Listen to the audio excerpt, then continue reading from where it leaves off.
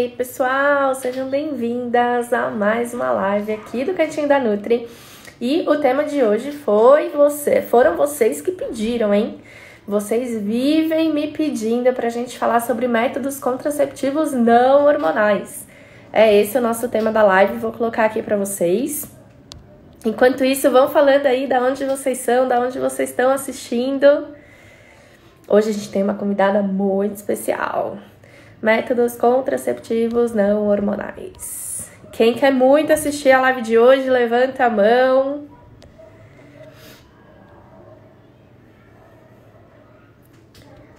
Pronto.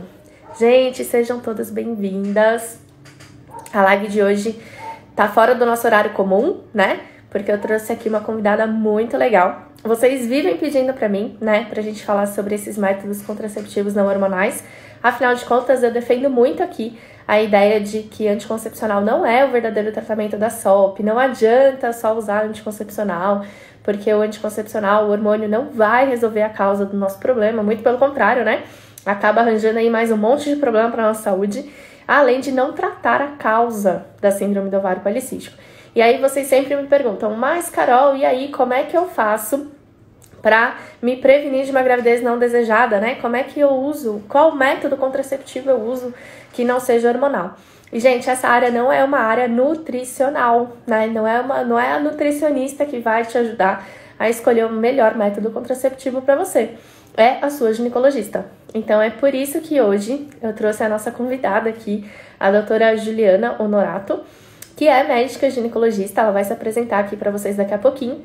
E ela vai falar um pouquinho, né, de quais são as opções de métodos contraceptivos que nós temos, que não são hormonais, como que a gente pode fazer a melhor escolha desse método, o que a gente tem que levar em consideração, o que é bacana, o que não é, se tem contraindicação, se não tem, se é seguro, se não é, todas essas dúvidas que muito provavelmente vocês têm. E se você tem alguma dúvida sobre esse tema, sobre métodos contraceptivos não hormonais, deixa aqui na caixinha pra mim, que se sobrar tempo no final da live a gente vai abrir a caixinha e vai tirar as dúvidas que estiverem na caixinha, tá? Então do lado aí do campo de comentários, vocês têm um pontinho de interrogação e uma cartinha. Clicando ali você consegue deixar a sua pergunta pra gente aqui, e aí no final da live a gente vai abrir pra tirar as dúvidas, beleza? Ju, você já está presente? Se você já estiver presente aqui na live, solicite para você entrar, para você falar com a gente, para eu autorizar você aqui a dividir a tela comigo. Enquanto isso, contem aqui para mim de onde vocês são, que cidade, que estado, que país que vocês estão falando. Carol, eu tô tentando engravidar e não consigo, eu tenho ovário policístico. Gente, olha só, ovário policístico não impede a gente de engravidar, hein? Dá pra tratar, dá pra gente cuidar, dá pra gente melhorar a fertilidade. E o melhor, uma mulher que tem SOP e trata, né, faz um tratamento adequado da síndrome do ovário policístico, ela tem a mesma chance de engravidar de qualquer outra mulher, tá? Então, não fiquem pensando, não fiquem, né, repetindo para si mesmas que vocês não podem engravidar por serem portadoras da SOP, porque isso não é verdade. Já tô chamando a Ana Vitória. Ana Vitória é da minha equipe e ajuda vocês com as dúvidas que forem surgindo, enquanto eu e a doutora Ju estivermos aqui falando o conteúdo de hoje, beleza? E aí, Ju, tudo bom? Oi, tudo bem? Que saudade. Oi, gente, boa noite. Ju, gente, Vamos a Ju lá. é muito fofa, ela já tem a carinha de gente fofa, ó que bonitinha. Imagina. Vamos lá, vou dar um oi, gente. Eu sou a doutora Juliana, eu sou ginecologista e obstetra.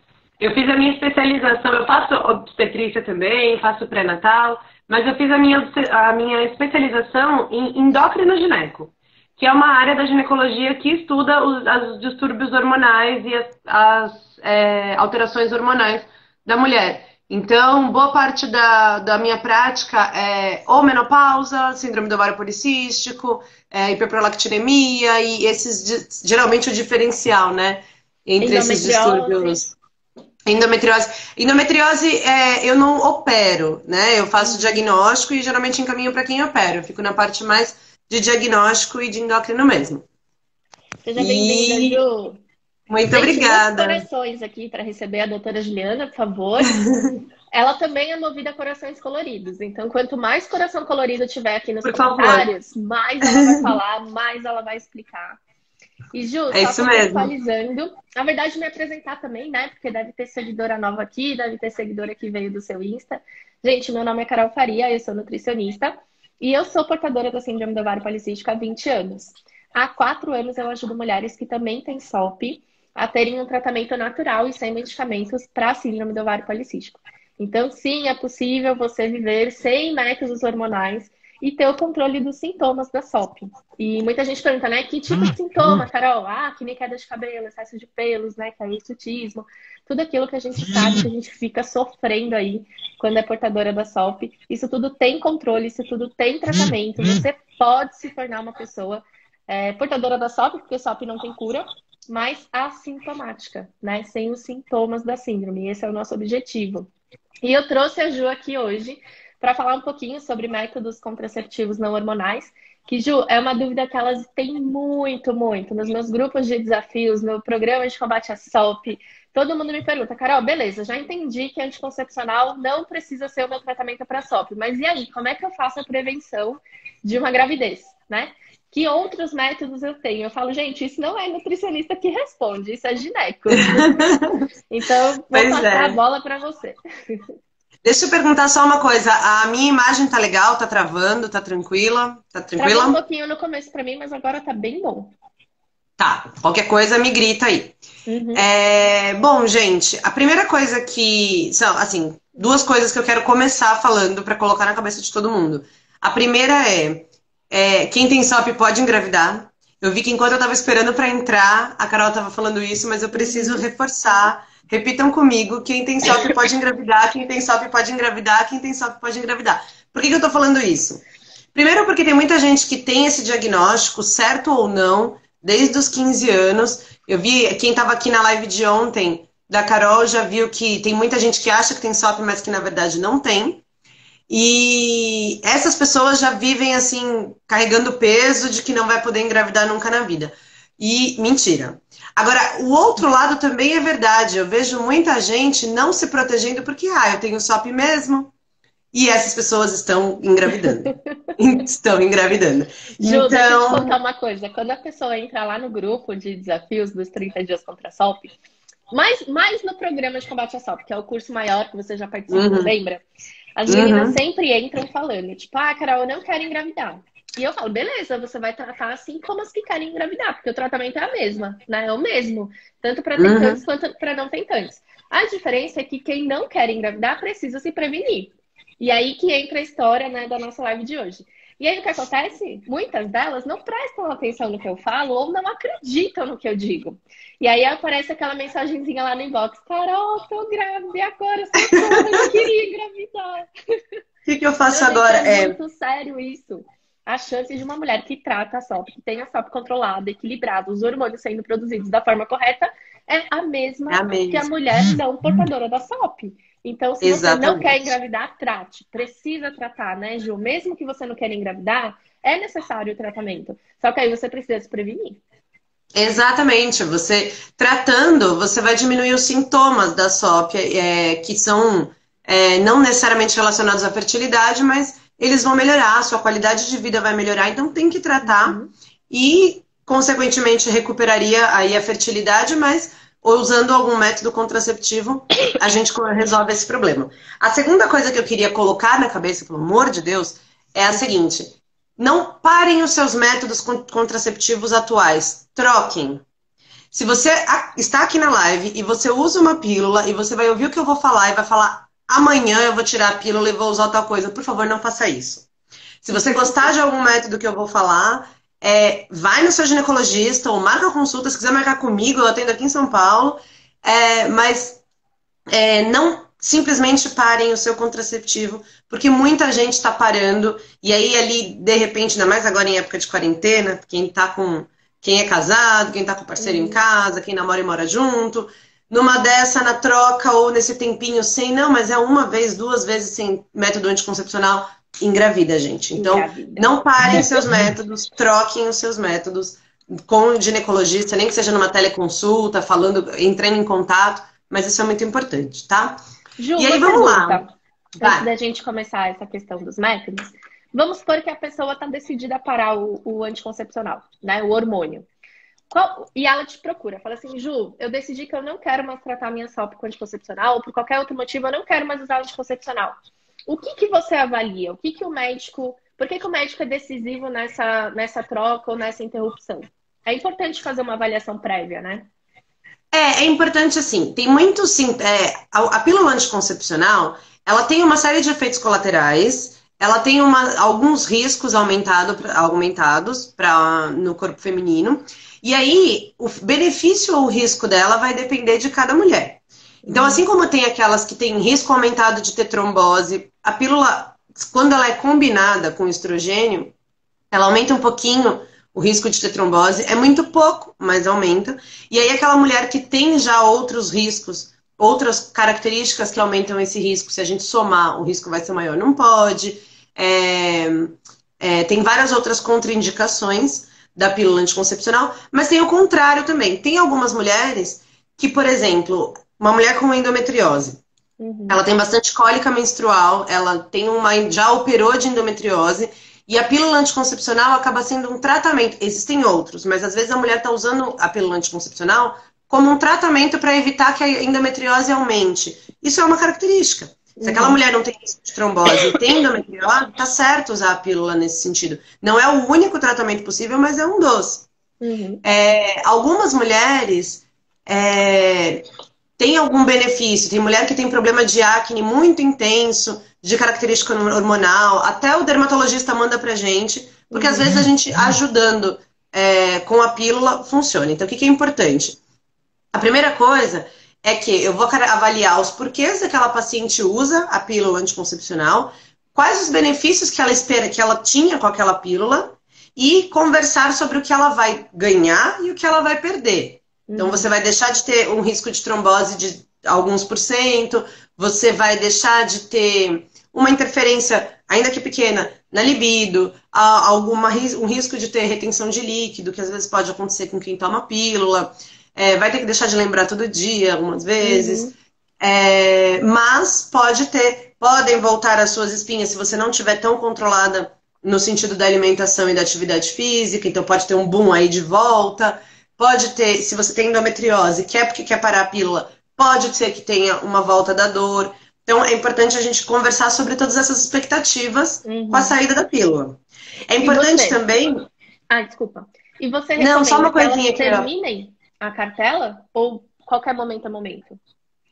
Olha, geralmente, na maioria das vezes, se for trocar por outro método, dependendo do método, por exemplo, vai trocar por aqui, eu já vou dar spoiler, mas vai trocar por um DIU. A gente coloca o DIU, com o DIU lá dentro, tira a pílula.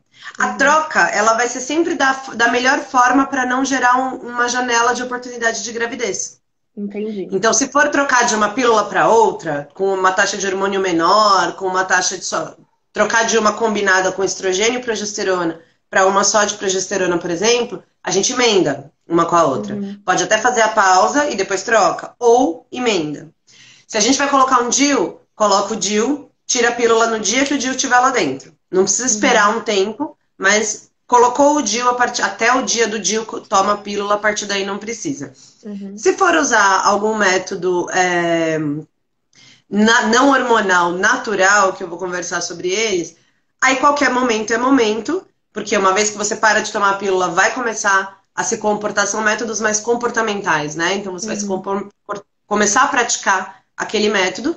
Então o importante é assim, a partir do momento que você parou a pílula, emendar o outro método. Se Gente, você para a pílula... Eu achei que tinha que esperar a cartela acabar. Não necessariamente, não necessariamente. E a pílula, ela vai, teoricamente, ela vai agir até o momento porque ela funciona através da concentração de pílula que fica no sangue, digamos assim, quando a gente toma a pílula, tá? Então, a partir do momento que a pílula, quando você engole, o estômago absorve, joga no sangue os hormônios lá que vem dela, e eles duram um período ali no sangue. Depois de um determinado momento, essa concentração vai cair, vai diminuir ali no sangue. Por isso que a gente tem que tomar outra para poder manter sempre a concentração igual no sangue. Se a gente esquece, essa concentração diminui, aumenta o risco de gravidez. Então, a qualquer momento que você pare, essa concentração vai diminuir. Até 7 dias o corpo vai entender que você está fazendo uma pausa. E a partir daí, se você não voltou, é porque ela parou de tomar. Então, provavelmente, o seu ciclo menstrual vai retomar, o seu corpo vai funcionar, voltar a funcionar como se não houvesse existido a pílula. E aí entra uma coisa muito importante, que é um mito também, que é o seguinte: estou tentando engravidar, vou tentar engravidar em dezembro, ou vou mudar o método em dezembro. Eu tomo pílula há tanto tempo, se eu ficar 2, 3 meses sem tomar, a pílula ainda está agindo. A pílula ainda está... Não. Se isso fosse verdade, ou até gente que fala, eu tomo pílula há muito tempo, vou ter dificuldade de engravidar. Gente, se isso fosse verdade, pessoas que esquecem a pílula um dia não engravidariam. E elas podem engravidar. Alguém aí já deve ter ouvido uma história da menina que usou a pílula 1 ou 2 dias, ou usou antibiótico que interfere na ação da pílula. Não importa se você toma a pílula há 1 ano ou há 10, isso pode acontecer. Então, a partir do momento que você parou de tomar, que ficou 7 dias sem tomar, pode engravidar ali. Mesmo aquelas que têm SOP, que quando pararem o anticoncepcional, não necessariamente vão menstruar. Às vezes, quando a gente para o anticoncepcional, faz uma pausa, é para ter um sangramento. E dali 1 mês, o ciclo vai voltar normalmente e a mulher vai voltar a menstruar todo mês. As mulheres que têm SOP não voltam a menstruar necessariamente. Se elas estiverem bem controladinhas do ponto de vista de alimentação, de resistência à insulina, de atividade física, muito provavelmente ela vai estar controlada e vai menstruar todo mês, aí a cada 35 dias, 40 dias, tudo aí. Agora, aquela mulher que não está controlada, é possível que ela pare a pílula e fique 2, 3, 5 meses sem menstruar. Aí o que é importante lembrar, que a ovulação, que é o momento do período fértil, o momento que a gente pode engravidar, ela geralmente vem 15 dias antes da menstruação. A menstruação nada mais é do que uma ovulação que não serviu para nada, uma ovulação que não teve bebê. Aí o corpo descama tudo aquilo que se preparou para receber aquele bebê e sai sobre a forma de menstruação. Por que eu estou falando isso? Porque tem gente que fala, não, eu ainda não menstruei, então a pílula deve estar agindo no meu corpo. Não. Se você ovular, você só vai saber que ovulou daqui 15 dias quando você menstruar. Mas se você tiver uma relação nesse dia, sem saber se ovulou ou não, se você tiver ovulado, pode engravidar. Então todas essas falas... a mulher que fica, sei lá, 5, 6 meses sem menstruar, algum momento ela vai ovular e em algum momento ela pode engravidar e nem menstruar, né? Já emenda aí com os 9 meses da gravidez. Exatamente. A falta da menstruação também não é sinal de que você está protegida contra a gravidez. Sim. Eu te cortei quando eu perguntei sobre... Não, o negócio da relação sexual, da retirada da pílula, a única coisa que eu queria adicionar é o seguinte: muitas vezes as mulheres tiram as pílulas achando que vai melhorar uma série de coisas. Por exemplo, e um dos principais sintomas é a libido. Todo mundo fala aí, a pílula diminui a libido. A pílula geralmente diminui um pouquinho a concentração de testosterona que a mulher tem no corpo. E a nossa libido, a testosterona, ela participa dessa libido. Então, algumas mulheres têm aí uma diminuiçãozinha da libido por conta da pílula, sim. Agora, a nossa libido, ela não é só a testosterona. O corpo do homem é uma coisa, o nosso corpo é outra, a nossa libido é outra. Então, muitas vezes a mulher tira a pílula achando que a libido vai melhorar e não melhora. Então, por isso que é interessante conversar com a ginecologista, porque se o problema é esse, eu posso tirar a pílula, mas eu vou fazer toda uma outra avaliação para ver quais outras coisas estão interferindo. Se o problema é retenção de líquido, se o problema é ganho de peso, doutora, a pílula está me engordando, vamos tirar a pílula. Vamos tirar a pílula, mas vamos olhar para a dieta, vamos olhar para a atividade física, porque não necessariamente é só a pílula que está interferindo ali. Então é importante essa consulta, primeiro para não correr o risco de engravidar na troca, e segundo para alinhar as expectativas com a retirada dessa pílula. Ótimo. E conversar sobre os outros métodos, né? Os riscos e benefícios de outros métodos não hormonais. Perfeito, Ju. E aí, a mulher decidiu parar a pílula, foi lá, falou com a ginecologista. Quais opções não hormonais nós temos hoje? Hoje nós temos 1, 2, e aí... Vou colocar como 3 categorias, aí a gente desmiuça. A primeira é o DIU de cobre. A segunda é o DIU de prata. E a terceira são os métodos comportamentais. O que a gente tem de não hormonal hoje em dia é isso. Por que eu separei comportamental e não comportamental? Porque os DIUs, eles são métodos que a gente chama de LARC hoje em dia. É uma sigla em inglês que significa Long Action Contraception. Contracepção de longa duração. Coloca lá e deixa, não precisa lembrar todo dia. Ou toda a relação. O primeiro, DIU de cobre. Ele é eu não tenho aqui hoje para mostrar, porque ele acabou ficando no consultório, o consultório tá fechado. Mas o DIU, ele é um plastiquinho desse tamanho, 2 centímetros, em formato de T, um Tzinho de plástico, assim, até metadinha do meu dedo aqui. E ele é de plástico revestido com um fiozinho de cobre. Igual quando a gente corta o fio de telefone, que a gente vê aquele fiozinho de cobre vermelhinho, é aquilo lá. Enrola lá no Tzinho de plástico e isso é um DIU de cobre. Por incrível que pareça, esses 2 centímetros, eles cabem direitinho, ocupando toda a parte de dentro do útero. O útero de uma mulher geralmente tem uns 6, 7 centímetros de comprimento, é bem pequeno. E o útero da mulher, ele é em formato de pera de ponta cabeça. Assim, para entender, por isso que o DIU é um triângulozinho, porque aí a parte de cima fica no bundinha da pera, a parte de baixo fica na parte mais fininha do útero, certo? Ele é colocado no consultório pelo ginecologista e uma coisa que é bem importante, que nem todas as mulheres têm essa noção. O DIU, ele fica dentro do útero. O OB, o absorvente interno, por exemplo, para comparar, fica dentro da vagina. Então, são coisas diferentes. O DIU a gente não sente e ele não interfere na relação sexual. E ele não é aquela coisa que, assim, qualquer mexidinha que você dá, ele muda de lugar lá dentro. Porque tem muita gente que pensa, mas o risco é o DIU sair ou o DIU mudar de lugar. A chance de um DIU e a comparação é o OB que fica lá dentro. O OB fica no fundo da vagina. Se ele estiver mal colocado, você vai sentir na vagina. Não dá para ter relação sexual com o OB lá dentro. E ele pode facilmente sair do lugar. O DIU, gente, ele fica dentro do útero. Por isso que ele é colocado lá pelo ginecologista. Ele fica no mesmo lugar que o bebê fica quando a gente está grávida. Então, dá para ter relação. O bebê não atrapalha a relação, o bebê não fica exatamente. Exatamente. Grávidas podem ter relação. Mulheres com DIU também. Não vai sentir nada, não é para sentir dor. E como ele fica bem encaixadinho, com a posição certinha dentro do útero, a chance dele sair do lugar a ponto de atrapalhar a eficácia dele é 1 a cada 1000. Tá? Uma mulher a cada 1000. Geralmente mulheres que têm útero com mioma, que têm algum problema mais grave ali na anatomia do útero, tem esse risco. Então, mulheres do dia a dia decidiram colocar o DIU lá no consultório. Algumas mulheres preferem colocar no hospital, outras no consultório. Coloca com o ginecologista. Esse DIU de cobre vai durar 10 anos dentro de você. O que ele vai ter de positivo? Como que ele funciona? Ele vai gerar como se fosse uma inflamação, não uma inflamação ruim, mas uma alteração da pele de dentro, da camada de dentro do útero.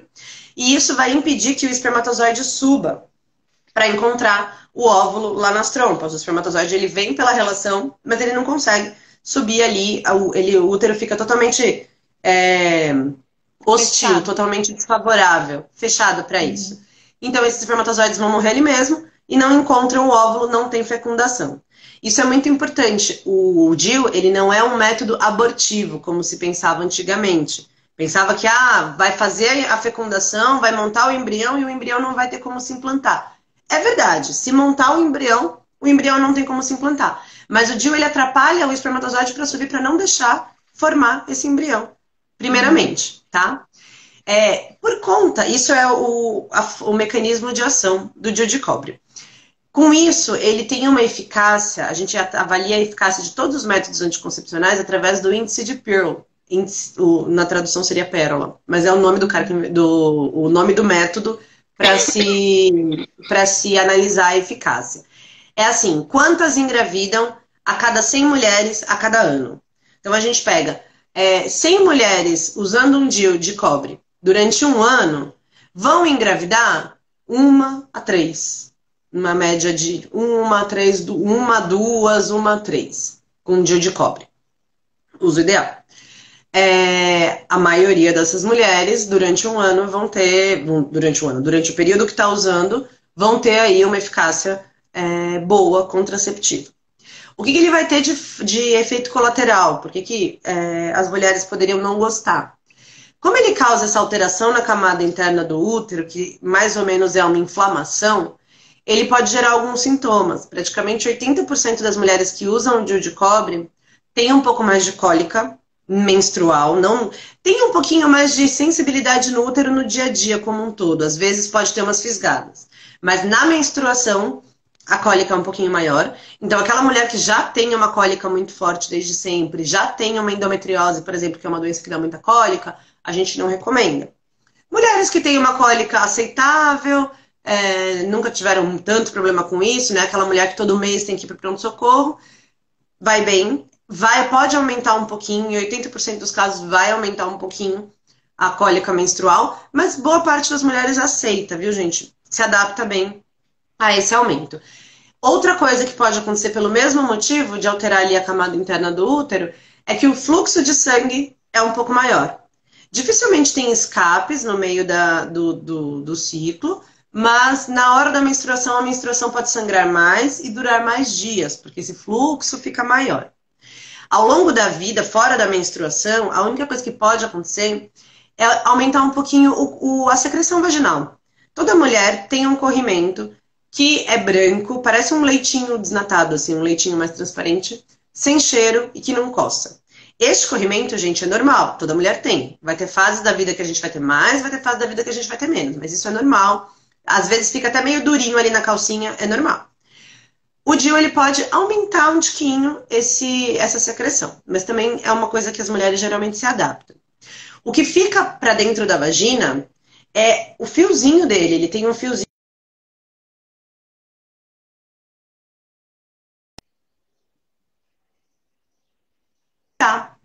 O DIU, se a paciente quiser tirar, ou se a gente for trocar, se der aos 10 anos. Mas também, a gente só consegue alcançar esse fiozinho e tirar lá no consultório, não dá para tirar em casa. E como ele é um fiozinho de nylon, ele fica dobradinho lá no fundo da vagina, o parceiro, quando tem penetração, não sente na relação.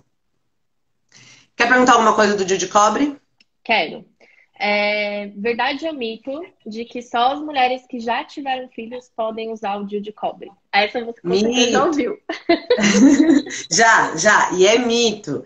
O que antigamente se achava é que o DIU pudesse machucar a parte de dentro do útero e isso gerar um problema para conseguir engravidar. Isso é até meio injusto, porque eles falavam, é bom colocar em mulheres que já tiveram bebê, porque se ela não conseguir ter o segundo, pelo menos o primeiro já teve. Caraca. Pois é.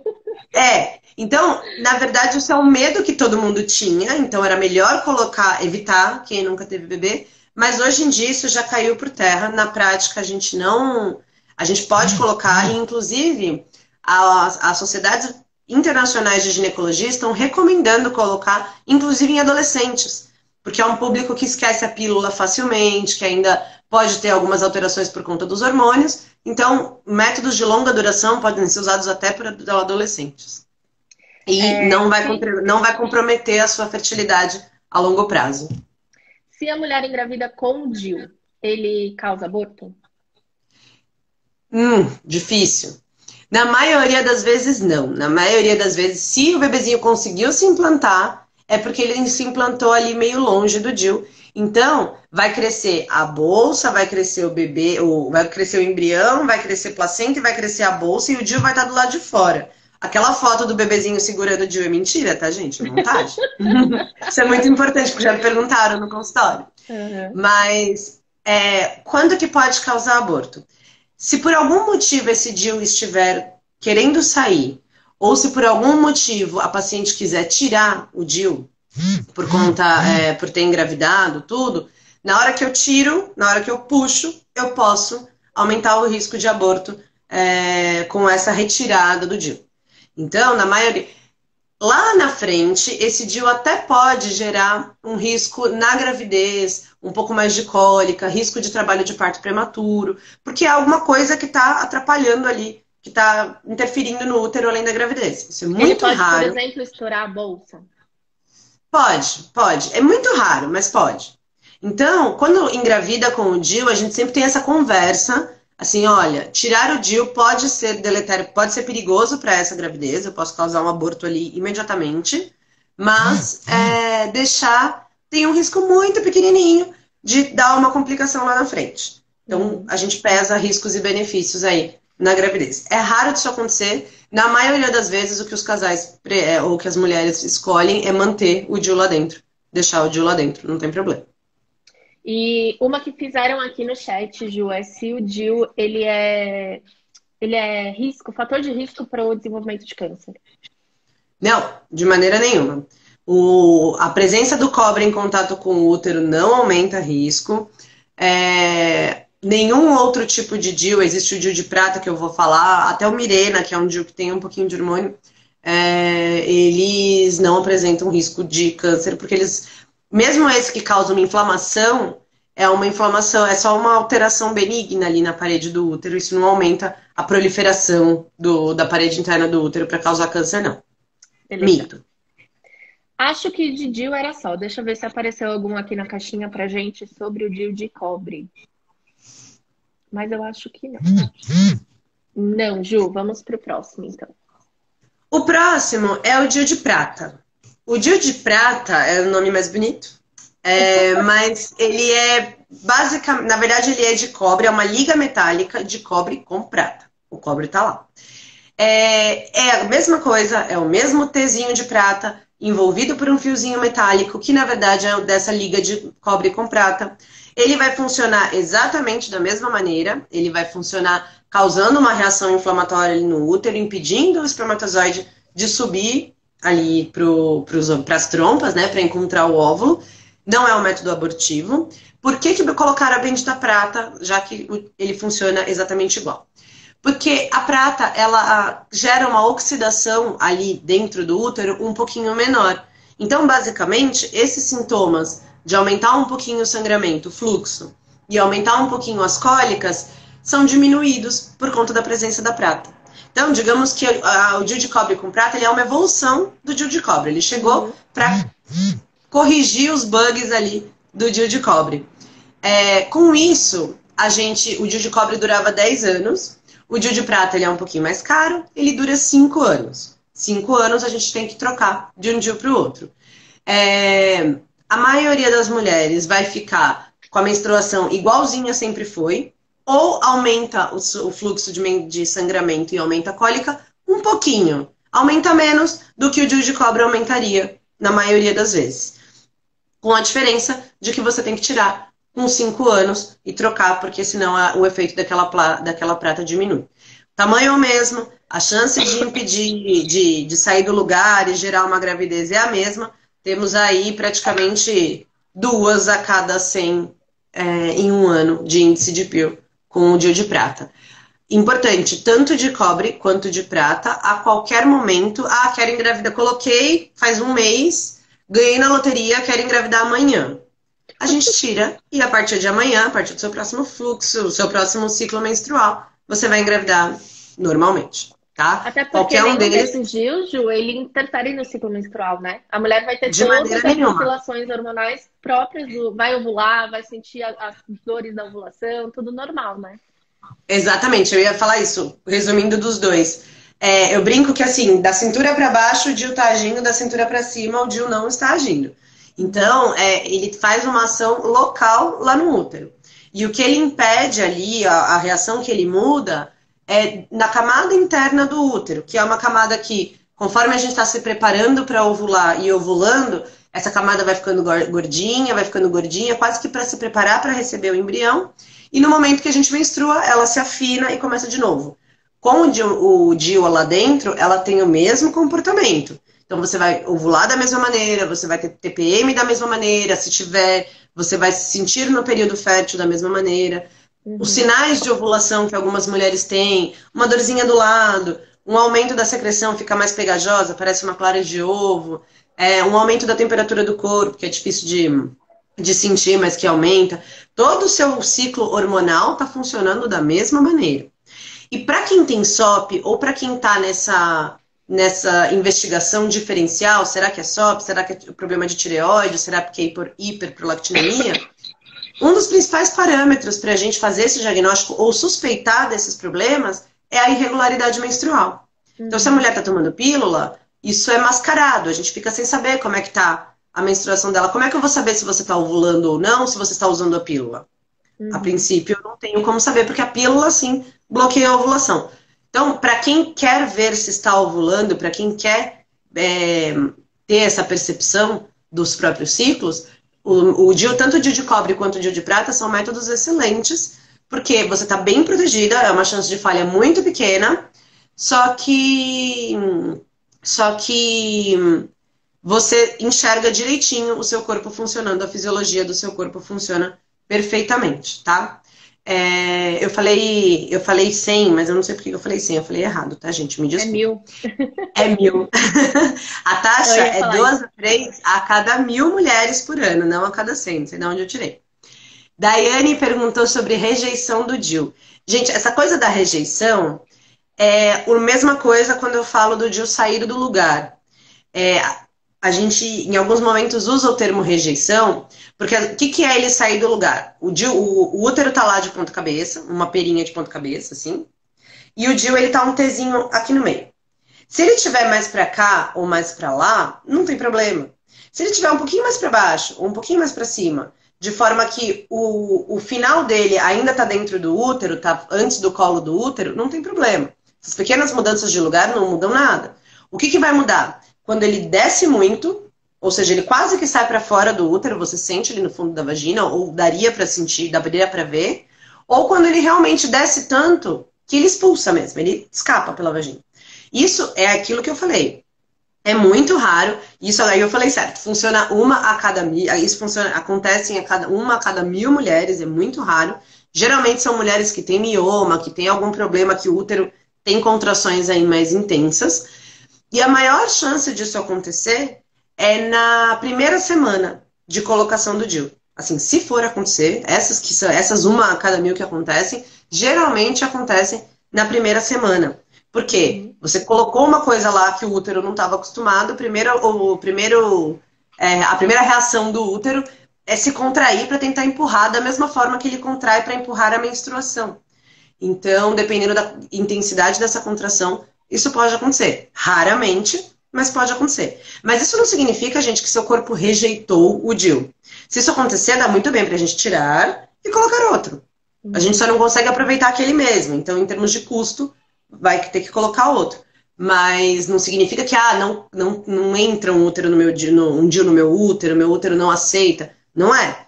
Rejeitou aquele. A gente bota de novo. Ah, mas eu tenho mioma e meu útero sempre contrai e sempre expulsa. Tá bom, então de repente esse não é um bom método. Uma coisa que não dá de jeito nenhum é quando quando o útero já está muito deformado por conta de alguma doença, de mioma e tal. Ou quando ele é muito pequenininho. Tem mulheres que têm um útero tão pequenininho, que ou ele fica tão pequenininho quando tá tomando a pílula, que não cabe o DIU lá dentro. Aí a chance de expulsão é maior. Nesses casos até, em alguns momentos, sim, a gente deixa ela sem pílula durante um mês, 1 ou 2 ciclos, para que atinja um tamanho normal aí e a gente pode colocar. Mas isso, de novo, extremamente cuidadoso, porque neste meio tempo, depois da pílula, pode engravidar. Então, Ju, aqui em São Paulo, né, que é onde a gente mora, para as meninas terem uma ideia aí, qual que tem sido o custo médio do DIU de cobre e do DIU de prata?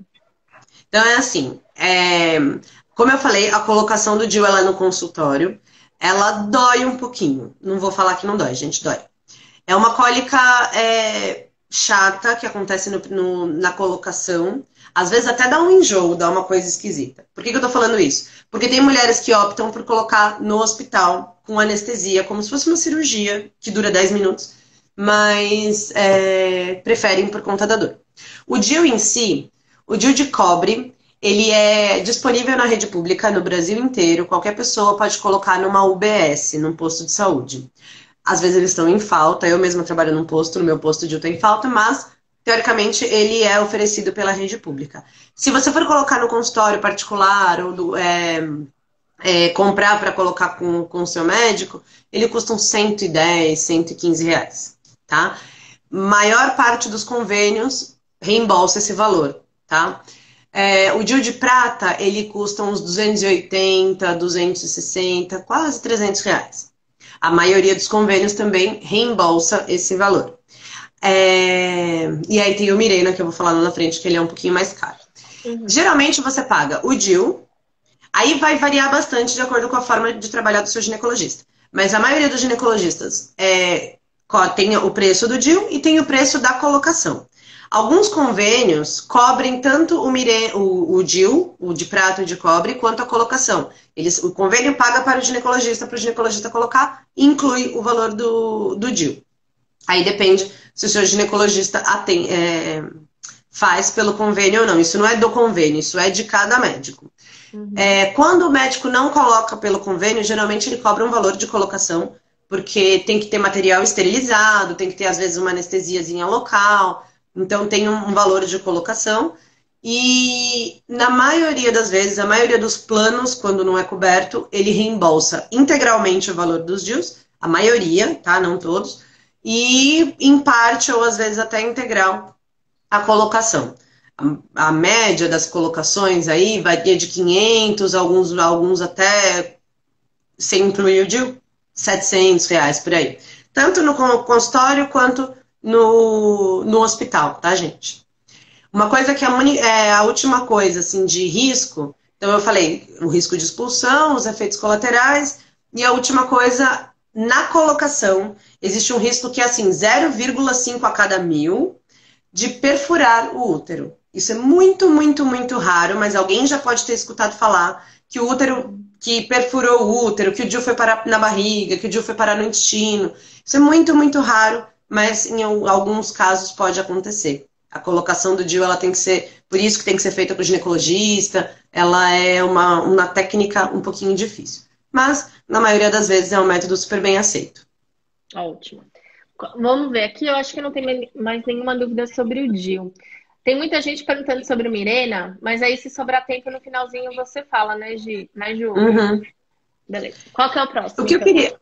Então, os próximos são os métodos comportamentais, que é importante falar deles, até porque eles estão ganhando bastante uso atualmente, que são a tabelinha, o coito interrompido, a camisinha e a temperatura corporal. Hoje em dia existem até aplicativos que você vai fazendo a tabelinha lá no aplicativo, e no período fértil da tabelinha, eles geralmente se somam. Você faz a tabelinha, e no período fértil da tabelinha, para você saber que é o período fértil mesmo, você coloca um termômetro que vem junto quando você compra o aplicativo, ou você observa a viscosidade ali da secreção vaginal. Hoje em dia tem muita mulher parando a pílula por conta e começando a fazer algum desses métodos naturais. Eles são bons? São. Você vai ver a sua ovulação acontecendo, você vai entender um pouquinho mais do seu ciclo, identificar as fases, e isso é muito legal para o seu autoconhecimento. Eles falham? Falham. Falham bastante. Tem vários estudos hoje em dia com esses aplicativos que somam aí os métodos comportamentais. A média, mais ou menos, usando só esses métodos sem preservativo, a gente tem o uso ideal e o uso típico. Ideal é assim, se a mulher jura de pé junto que ela não vai ter relação de jeito nenhum no período fértil, a chance de falha chega a dar uns 7%, e aí nesse caso é 100 mesmo, tá? Uns 7% de falha, se você realmente mantém ali para de ter relação no período que ela fala para não ter relação e volta a ter. Essa falha está relacionada a pessoas que têm o ciclo meio bagunçado, e aí o aplicativo entendeu que aquele dia não era mais fértil, mas naquela mulher ela ovulou um pouquinho mais para frente, ela ovulou um pouquinho mais para trás, e o dia ficou fértil, tá? Então, principalmente para mulheres que têm síndrome do ovário policístico, que ela não tem a ovulação extremamente regular, é um método que tem que ter bastante cuidado, que falha bastante. Geralmente, 9 dias depois da menstruação e 6 dias para frente é o período fértil. Então, você menstruou dia 1º, do dia 9 ao dia 15 não é para ter relação. E aí teria do dia 15 em diante. Isso seria a tabelinha. Aí, nesse meio tempo, as mulheres identificam as características da ovulação. Por que falha? Porque se você ovular 2 dias antes ou 2 dias depois, isso pode se atrapalhar. O espermatozoide, ele dura 5 dias, até 5 dias, dentro da vagina, lá do útero da mulher. Então, se ela ovulou um pouquinho antes, achou que ia ovular num dia, ovulou 3 dias depois, e achou que o dia seguinte já não era mais fértil e ela pode engravidar por conta disso. E esses métodos de percepção, eles falham um pouquinho também. A temperatura do corpo, ela aumenta em 1 grau. Então, aquela mulher que a vida inteira tem uma temperatura logo que acorda de 35, vai aumentar para 36. E nós aqui, aposto que ninguém aqui nessa live sabe quanto que é a temperatura basal do próprio corpo. Então você teria que medir todo dia por um bom tempo até lembrar. E se as pessoas esquecem a pílula, imagina de colocar um termômetro todo dia de manhã. Isso é uma coisa. Antes de sair da cama. Pois é, e aí dependendo do cobertor que você tá, pode aumentar um grauzinho. E aí você vai saber, será que eu tô ovulando ou será que é cobertor? E a última coisa, a viscosidade, ela realmente acontece e é fácil de perceber para algumas mulheres, mas se você está com uma candidíase naquele dia, se você teve uma relação à noite, ela mistura com o sêmen, se você tá com um pouquinho mais estressada, a vagina pode estar um pouquinho mais úmida naquele dia, ou uma vaginose, vai mascarar. Você não vai conseguir saber. E isso corre o risco de ter gravidez. Então, chega a 7% o uso ideal. Chega até 20% o uso típico, porque o que é uso típico? É como as mulheres realmente funcionam. O que acontece? Fez aniversário de casamento bem no dia que o aplicativo falou para não fazer. Aí acaba fazendo. Né? A gente tira antes. Coito interrompido tem uma chance de 22% de engravidar. Preservativo no uso ideal, 1%, 1 a 3%. Porcento agora, gente. Comportamental eu tô falando por cento. Seria 30 a cada 1000. Uso típico da camisinha, que é aquela que a gente vai 1, 2 vezes ali, coloca a camisinha só no finalzinho. Que eu aposto que metade dessa live já usou dessa maneira. 20 a 25% de chance de falha. Então, dificilmente você vai numa ginecologista e a ginecologista vai falar, olha, fica tranquila, confia plenamente no seu método natural. Dá pra falar. Se a pessoa fala, não, eu tô firme, eu quero comprar esse risco, tudo bem se eu tiver 20% de chance de falha? Perfeito. Mas é importante, a cada método que você for escolher, você saber principalmente qual é essa chance de falha. Nesses métodos comportamentais, óbvio, não tem efeito colateral. O efeito colateral é ter que colocar o comprimidinho, ter que botar o dedinho lá na vagina todo dia para ver como é que tá o negócio, ter que deixar de ter relação no dia certo, ou ter que fazer o coito interrompido ali, que para homens aumenta até às vezes o risco a chance de ter uma ejaculação precoce ou uma impotência, isso existe, tá? Então não teria efeitos colaterais muito graves e diretos, mas você tem uma chance de falha um pouquinho mais alta aí. Estão perguntando, Ju, do MOB, que é o método Billings, né, de ovulação, se ele pode ser feito por mulheres com SOP. Gente, como a Ju falou, né, a mulher que tem síndrome do ovário policístico e tá com ela descompensada, tá com os hormônios muito bagunçados, vai sentir uma dificuldade inicial, principalmente no começo, de identificar possíveis sintomas de uma ovulação, porque eles vão se confundir com outras coisas que talvez você sinta. Agora, quanto mais expert você tiver no próprio tratamento da SOP, ou seja, quanto melhor tiver com a alimentação, quanto melhor tiver sua atividade física, se você estiver fazendo manejo de estresse e ansiedade, dormindo direitinho, você vai ter o processo de ovulação, aliás, o processo inteiro do ciclo menstrual, como uma mulher não portadora da SOP tem. E aí fica mais fácil de você identificar, né, uma possível ovulação e seguir lá o método Billings, né, Ju? Concorda? O método Billings, ele é basicamente isso que eu falei, juntar a tabelinha com os sinais de ovulação, né? Os sinais de ovulação. Então, se você se conheceu e ajeitou a sua SOP, o seu problema hormonal, e você adquiriu ali, a cada 35 dias eu menstruo, é sempre assim que funciona. Ou a cada 28 dias eu menstruo, é assim que funciona. Você vai saber mais ou menos, então agora eu devo estar ovulando, agora eu estou no período fértil. Mas é aquilo que eu falei. Essas pesquisas que eu falei para usar esse índice de pílula aí de 20%, de 28%, isso tudo são com mulheres que não têm nenhum problema hormonal, são mulheres que menstruam todo mês. Porque são problemas que podem acontecer. Da gente ter relação no dia errado, ou de ovular 2 dias a mais, 2 dias a menos. Nosso estresse, a nossa ansiedade geram muita alteração no nosso ciclo menstrual. Eu tenho visto muita paciente alterando a menstruação, agora no período da pandemia, porque mudou de rotina, mudou de estresse, tá com mais ou menos ansiedade, mais ou menos problemas. Então isso altera um pouquinho. Altera coisa de dias, né? Só que dias, para quem tá fazendo uma tabelinha, podem ser aí cruciais. Então, é importante você conversar com o seu ginecologista, porque é um método que eficaz, na maioria das vezes é eficaz. Mas aí, se você não quer usar nada hormonal, por que não colocar um DIU de repente? Será que você realmente tem contraindicação? Será que você não está com medo do DIU e, na verdade, esse medo nem precisa ter tanto medo assim?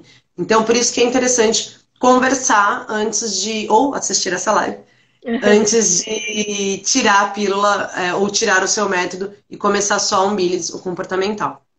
E uma coisa que é legal falar, gente, é que se você hoje usa anticoncepcional, e como a maior parte das mulheres com SOP usa desde a adolescência, muitas vezes você nem sabe como é o seu ciclo menstrual. Você nem sabe se o seu ciclo natural é de 28, de 30, de 35, de 40 dias.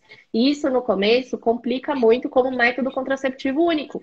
Então, imagina, você usou anticoncepcional aí por 10, 15 anos. Você nem sabe como é que seu corpo se comporta sem o hormônio. E aí você interrompe a pílula e começa a estudar, por exemplo, o MOB, que é o método Billings. Cara, você corre um risco muito maior de engravidar nos primeiros meses até você se conhecer. Então, o que seria legal? Você estudar, né, e se aprofundar aí na avaliação corporal dos próprios sintomas e da forma como o seu corpo manifesta a sua ovulação.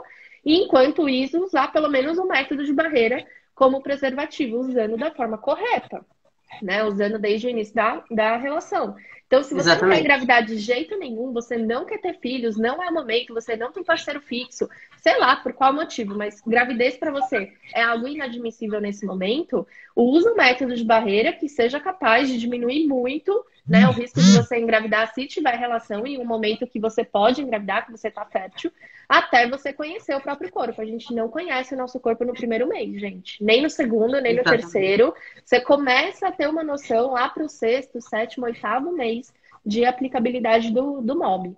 Então, também dá, né, Ju, para a gente juntar os métodos num primeiro momento para diminuir aí a tendência da mulher engravidar sem querer, né?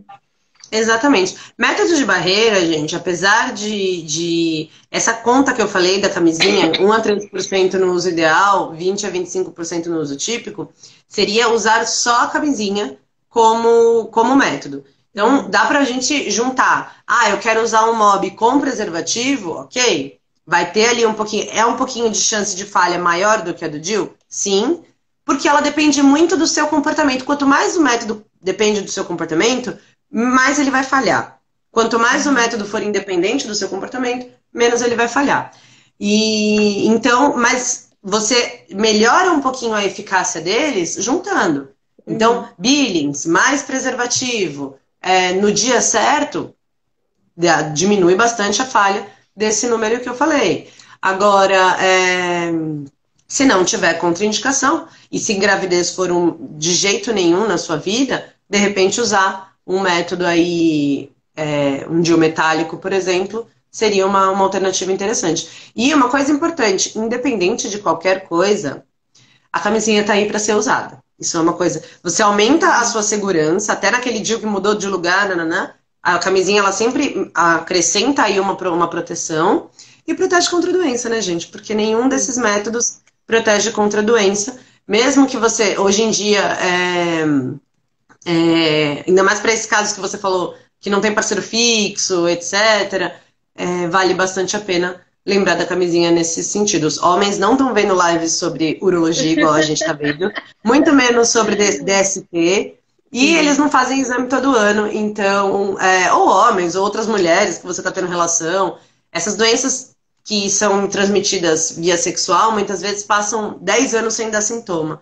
Então, a camisinha, eu acho que ela é o concurso, assim, nesse sentido de doenças também. E, Ju, estão perguntando muito aqui do diafragma. Ainda existe?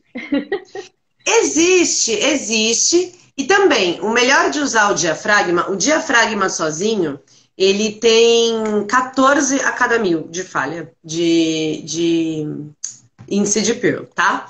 Ele é como se fosse uma tigelinha que você coloca lá dentro da vagina. O ideal é, geralmente você não precisa ficar contínua com ele, nem pode, você coloca algumas horas antes da relação. Geralmente, esse índice é usar o diafragma junto com o espermicida, que a gente passa ali na tigelinha para colocar. Então, ele fecha ali a entrada do colo do útero e, ao mesmo tempo, esse espermicida age como se fosse na porta de entrada desses espermatozoides.